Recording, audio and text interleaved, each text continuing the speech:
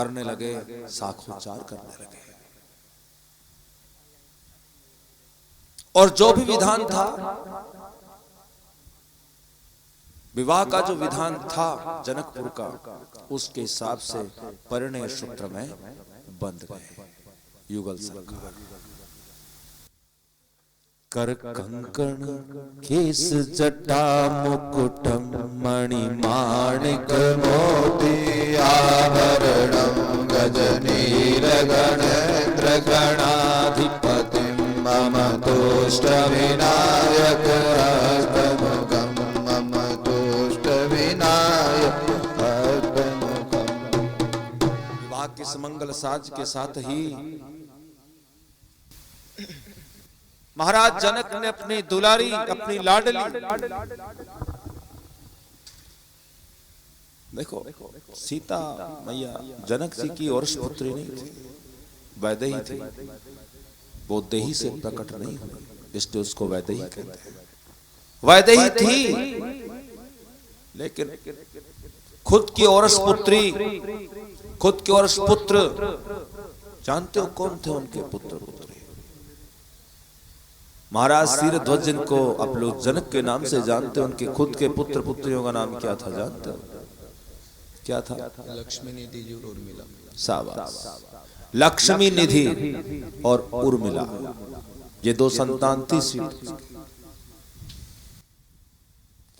लेकिन महाराज शीरध्वज ने जिसको अपने प्राणों से भी ज्यादा प्रिय समझ के पाला, वो पुत्री जानकी थी। अस्तु भगवान, जानकी का कन्यादान ऐसे दिया जैसे खुद की और पुत्री का देते हैं। करी लोक वेद विधान कन्या दान विभूषण की।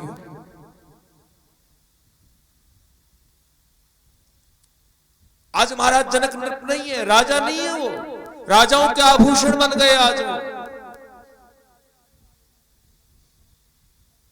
दूसरे अर्थ से देखें तो सीता एक अनाथ थी।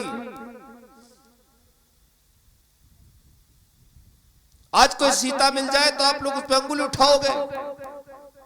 नहीं उठाओगे? पता नहीं किसका पाप है, कहोगे या नहीं कहोगे? कहोगे ना?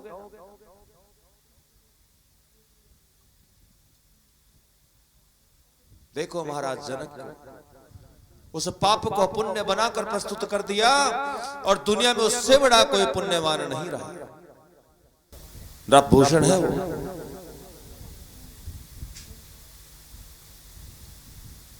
इसी बीच महाराज जनक ने अयोध्यानाथ के गुरु महाराज वशिष्ठ से अनुमति प्राप्त की। किस चीज की अनुमति प्राप्त की? तब जनक पाए वशिष्ठ आय सुब्याह साज सवारी के, पांडव श्रुत कीरति उर्मिला कुंवरी लई हंकार के। छोटे भाई हैं कुशध्वज, महाराज शीरध्वज के, काश्याम नगरी के राजा हैं। विवाह में आए थे, उनके दो पुत्रियां हैं, मांडवी और श्रुतकीर्ति। एक अभी खुद की बता दी, उर्मिला। ये तीन कन्याएं हैं। महाराज दशरथ के तीन पुत्र और हैं, भरतलाल, लक्ष्मण, शत्रुघ्न। तो वशिष्ठ की अनुमति लेकर, कितनी बड़ी मर्यादा है देखो। रिश्ते आप भी करते हो, लेकिन नुगरे होगा आप। रिश्ते पे कभी गुरु की मोहर लगवाई? नहीं लगवाई, क्योंकि गुरु होंगे तो लगाएंगे। याद कर लो तो ही खूब है। फिर हम बुला लेंगे, पीले चावल करवा देंगे गुरु जी से, काम क्या होता है? क्या भैया, गुरु जी तो पीले चावल करवाने के होते हैं, रिश्ते तो अपने हिसाब से तय करेंगे, करे कि नहीं करे। यहां देखो, जनक पाय वशिष्ठ आयसु। दशरथ की आदेश नहीं लिया उसने, किसका लिया? दशरथ के गुरु का आदेश लिया। कौन होता है दशरथ आदेश देने वाला? कथा के शुरू में जो मैं बात कह रहा था उस पे वापस आ जाओ आप। यहां देखो बहुत अच्छा उदाहरण आ रहा है। जब महाराज दशरथ अपनी संतान के बारे में फैसला नहीं कर सकते गुरु महाराज के सानिध्य में रहते हुए, तो आप अपने आप के लिए फैसला कैसे कर सकते हो भाई? विचार करो, गुरु है ना, फैसला वो करेंगे, आप क्यों करते हो? क्या नहीं किया देख लो। फिर से सुनो इसी लाइन को, बड़ी मार्मिक लाइन है। तब जनक पाए वशिष्ठ आयसु। वशिष्ठ के पुत्र थे क्या ये? भरतलाल जी, लखनलाल जी, शत्रुघ्न जी, किसके पुत्र थे ये तीनों? किसके पुत्र थे? चक्रवर्ती महाराज के पुत्र थे। पूछा उनसे जनक ने? नहीं पूछा। क्यों नहीं पूछा? क्योंकि जब गुरु महाराज मौजूद थे तो शिष्य को बोलने का कोई अधिकार नहीं। कितनी बड़ी परंपरा है। कहां पहुंचेंगे हम यहां तक? कैसे बन पाएंगे महाराज दशरथ? विचार करो। राम का विवाह विश्वामित्र ने फिक्स कर दिया, दशरथ दिन से हर स्वीकार कर लिया। यहां तीनों बच्चों का वशिष्ठ जी ने तय कर दिया, महाराज ने स्वीकार कर लिया। कोई विरोध नहीं है, कोई दिक्कत नहीं है उनको। तो भरतलाल के साथ मंडवी, लखनलाल साथ उर्मिला और शत्रुघ्न के साथ श्रुतकीर्ति। उसी मंडप में परणे सूत्र में बांध दिए। महाराज दशरथ को तो मानो चारों पुरुषार्थ प्राप्त हो गए क्रियाओं के साथ। चारों पुरुषार्थ कौन से?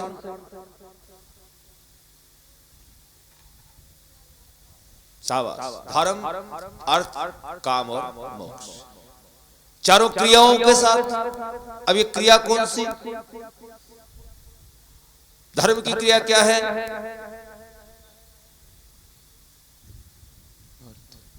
धर्म की क्रिया क्या है?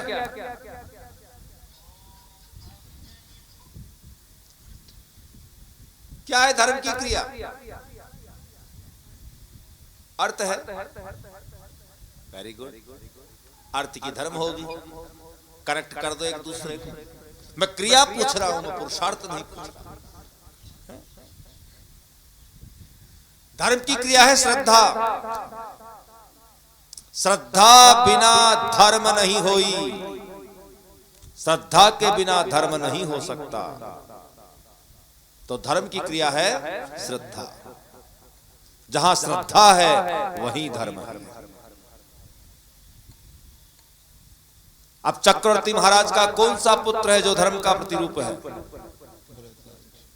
कौन सा है? भरत भैया। जब अपने भरतलाल जी धर्म के प्रतिरूप हैं तो मंडवी क्या हुई? मांडवी क्या हुई? भरतलाल जी धर्म हुए तो मांडवी क्या हुई? उनकी घरवाली हुई। और क्या हुई? लक्ष्मी हुई। अरे श्रद्धा हुई। क्या हुई? श्रद्धा। दूसरा पुरुषार्थ क्या है? क्या है दूसरा पुरुषार्थ? अर्थ। अर्थ की क्रिया क्या है?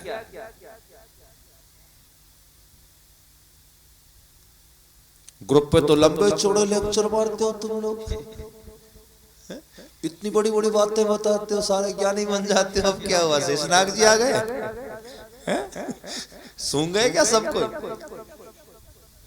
अर्थ की क्रिया क्या है? कौन बताए?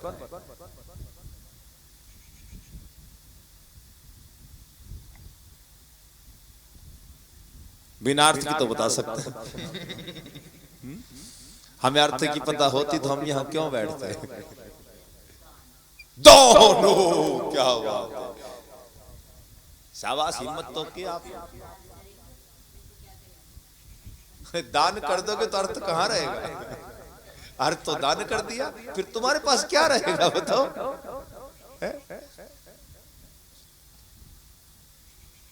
मैं प्रतिक्रिया नहीं पूछ रहा, मैं क्रिया पूछ रहा हूं। अर्थ किससे आएगा? धर्म श्रद्धा से आएगा तो अर्थ किससे आएगा? कह दो कर्म से आएगा, और किससे आएगा? महाराज फालतू दिमाग चाट रहे हो, इतनी देर हो गई। चलो बता देता हूं। यज्ञ अर्थ की क्रिया है। यज्ञ अर्थोपार्जन करना चाहते हो तो अपने आप को यज्ञ की तरह समर्पित कर दो। अपने जीवन की संविधाओं को समर्पित कर दो, यज्ञ में जुट जाओ, तब अर्थ का आस्वादन पा सको। अर्थ की क्रिया है यज्ञ। अब महाराज का कौन सा पुत्र है जो अर्थ के रूप में है? पीछे कान लगा रहे हैं, तू बोल रहा है पीछे कान लगा रहे हैं। नहीं, थोड़ा जोर से माइक में बोल देता तो कम से कम उनको ऐसे तो नहीं करना पड़ता ना कि क्या बोल रहे हैं महाराज। चलो दोहरा देते तो माइक में बोल दे, डरता क्यों? शत्रुघ्न। शत्रुघ्न यदि अर्थ के प्रतिरूप है तो स्तुकीर्ति क्या हुई?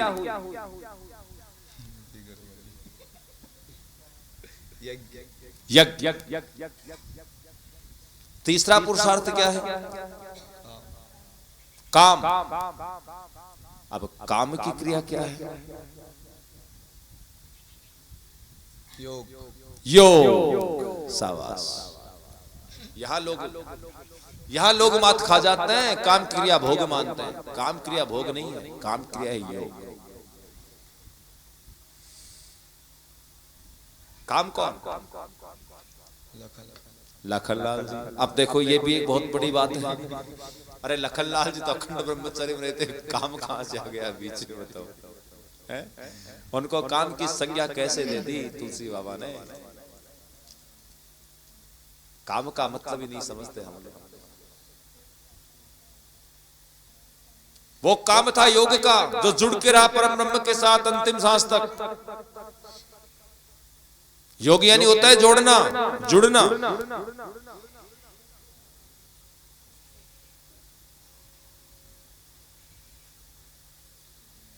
लखनलाल जी यदि काम है तो उर्मिला जी क्या हुए? योग। चौथा और आखिरी क्या है? मोक्ष। जो किसी बिरले को मिलता है, मोक्ष। तो मोक्ष की क्रिया क्या है? ज्ञान। ज्ञान बिना मोक्ष नहीं। तो सीता मैया क्या हुई? ज्ञान की बुद्धि। ऐसे ही जीव की चार अवस्थाएं होती हैं। शेषावस्था, बाल्यावस्था, तरुणावस्था और वृद्धावस्था।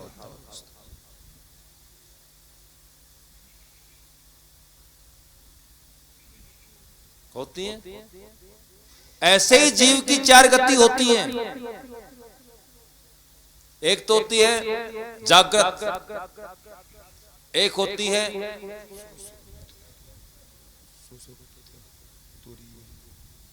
स्वप्न, एक होती है सुषुप्त और एक होती है तुरीय। ये चारों मौजूद है महाराज दशरथ के। तो क्यों ने मांगलिक अवसर पर इनकी आरती उतार दी?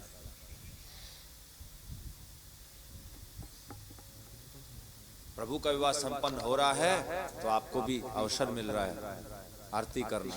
फिर कहोगे साहब हम भी कुछ करते। क्या प्रभु सही कह रहा हूं? करो चालू। आरती होना मांगता है, बनती आरती तो खड़े हो जाओ।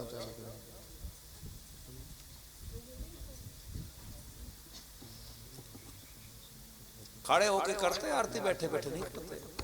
आरती करनी है हमें। मैं भी हो जाऊं? बोलिए दूल्हा सरकार की जय हो।